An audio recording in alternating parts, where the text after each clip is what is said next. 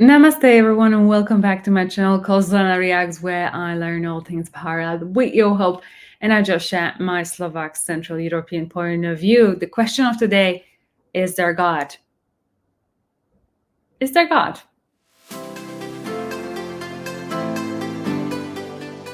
Let's get into it. Believe in God, there are various explanations of God. Yeah. Explanation given by Jew is different, explanation by Christian is different, explanation by Hindu is different. The explanation given by Prophet Muhammad, peace be upon him, is the last and final revelation, and he has been prophesied in all the scriptures. He's been prophesied in the scriptures of the Jews. He's been prophesied in the scriptures of the Christian.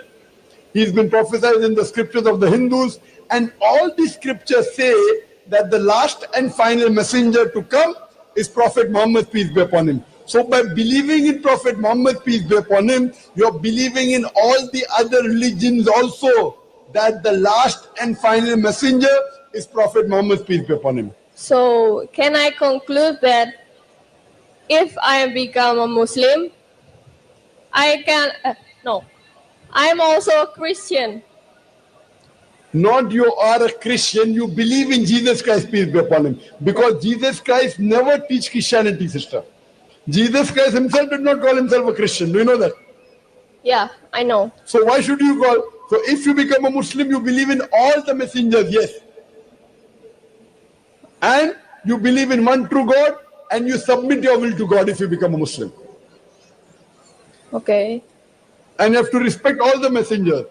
Abraham, Moses, Jesus, Muhammad, peace be upon them all. Okay. So would you like to become a Muslim? Not yet. Gautama was sitting in a large congregation of people one morning. A man arrived and stood there in the shadows. This man is a great devotee. He's a devotee of Rama. You heard of Rama? Rama is one of the most popular deities in India. If you do not already know this, in India we have 36 million gods and goddesses. It's a very rich country. He is a great devotee of Rama. The devotees in India, not now and not everybody, but those who take this seriously, they will not utter any other word than the name of God that they believe in. So if they want you to come, they'll say Ram Ram. If they want you to go, Ram Ram. If they want something, Ram Ram. No other word but Ram. Their clothes are all printed Ram Ram, they utter only Ram Ram, they live Ram Ram. They devoted their whole life to God. You are smart, you're not like that. You kept God like insurance. Just in case something goes wrong, I have also paid my premium. Everything that you need to do, you do it yourself. You kept God like insurance. You're smart. But this man invested his whole life in God, total. Age is passing away, little doubt has come. So little doubt, he knows there is God, just a little doubt. Now there is an enlightened being here, he wants to confirm.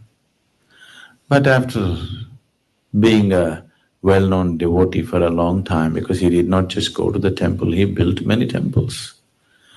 At this stage in his life, how to ask whether there is God or not now? So he came early morning, stood in the shadows there and asked this inevitable question, is there God? Gautama looked at the man and gave a clear, emphatic no. Here this large congregation of disciples, this has always been a struggle in their mind, is there God or no God, is there God or no God? Oof, one big relief. Whenever they ask such a question to Gautama, he just becomes silent, he doesn't say anything. For the first time he gave a clear answer, no God. Joy spread across the congregation. Just the struggle, is there God or no God, is over. The enlightened one has declared there is no God. The message spread across the town. Through the day, celebrations happened because just imagine the freedom of it. No God means nobody sitting up there keeping accounts of what you did and what you did not do to punish you, burn you in hell or do this or that. Life is completely yours. So through the day, celebrations happened. Everybody was in great joy. The evening, once again the congregation is sitting, another man came. He also standing in the shadows. This man is a Charvaka. Charvaka means, in India, there are groups of people who are known as Charvakas. These Charvakas are out and out materialists. They don't believe anything other than what they can see. So this is an expert Charvaka. Whatever kind of believer you are, if you talk to him for 10 minutes, he'll prove to you no God. For thousands of people, he's proved no God, no God, no God. Age is passing, little doubt has come. Suppose there is God. Now there's an enlightened being here. He wants to confirm. So he appeared there in the evening.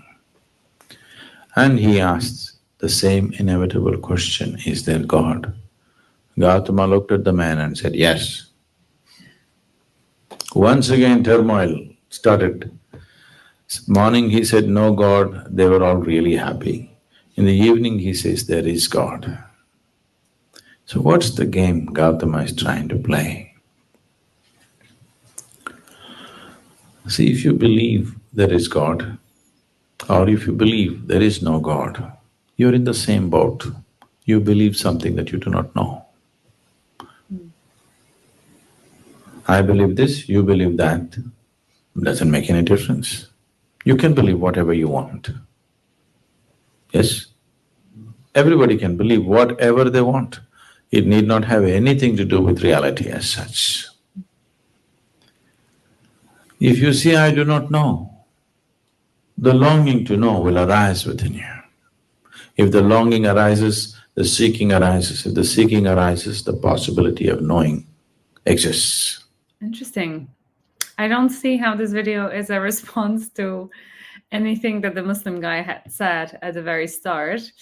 Interesting video nonetheless. Is there a God or is there not a God? And I think that the fight is really about the way different cultures describe the God, which ultimately is, I always say, is like the physics, the energy. That's how I view the notion of the divine.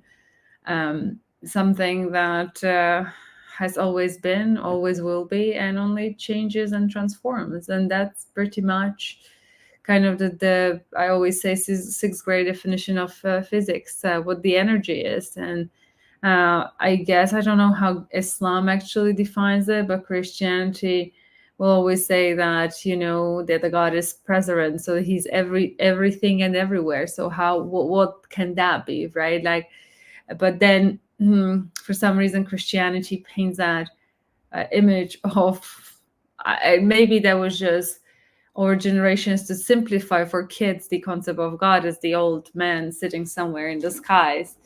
Is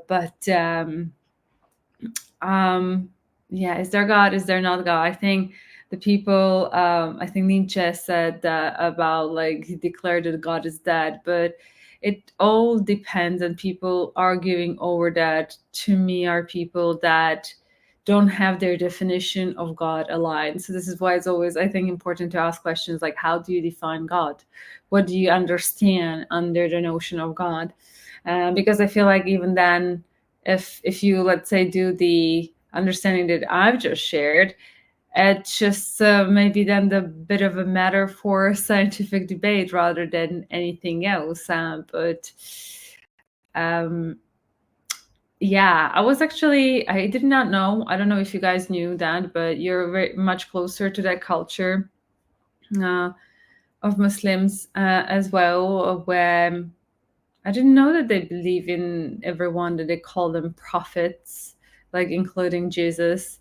So that actually was a new news to me. Do let me know if you had known that one. And what do you guys think about this Zakir?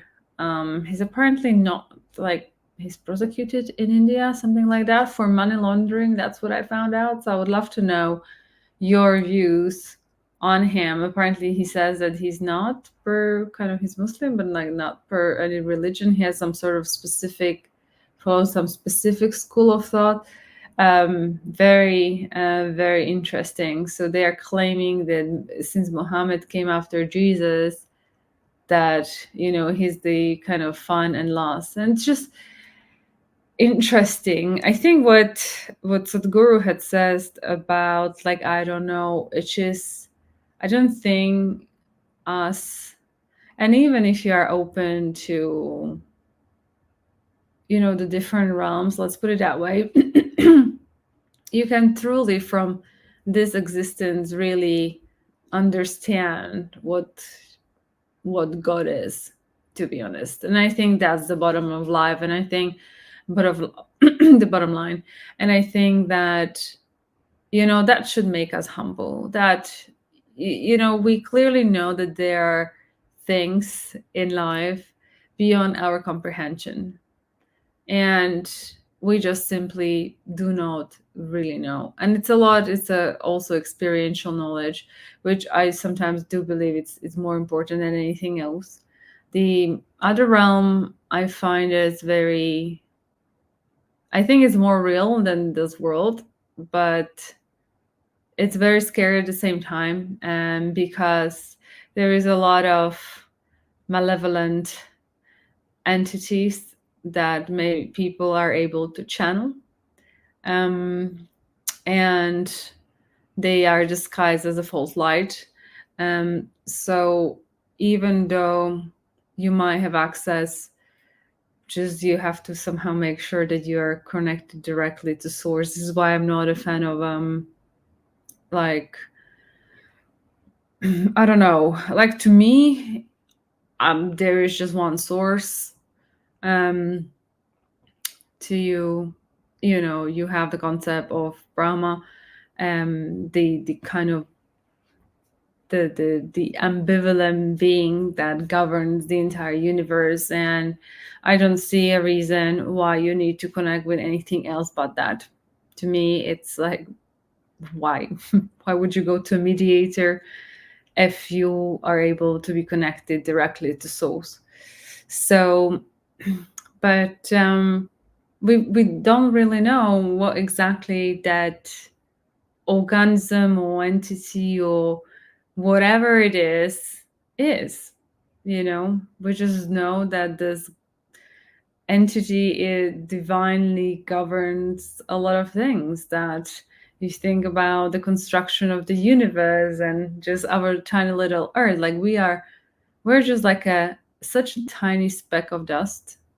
And we as humans become so arrogant, fighting our views, like, no, this is better, no, you people in Europe are stupid, you still don't know what's happening, and blah blah blah blah blah, you know. Or British saying that maybe India is not good enough. But it's just like such irrelevant conversations if you think about it on the grander scheme of things. Like, who do you even think you are?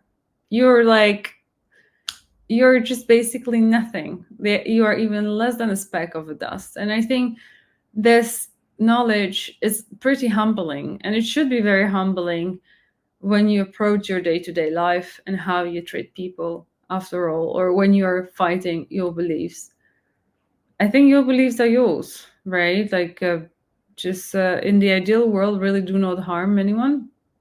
But I think to understand the fact that we will never understand, that we are so deeply insignificant, insignificant, maybe this is the wrong word, but we're just this like teeny tiny thing in the huge time-space continuum, is like, what do we even know?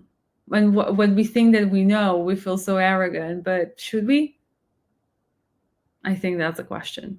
And with that being said, thank you so much for watching this video with me. If you did enjoy, please give a thumbs up, share, like, and subscribe to this channel. And I will see you next one. Until then, please do take care. I am sending lots of love. Bye-bye.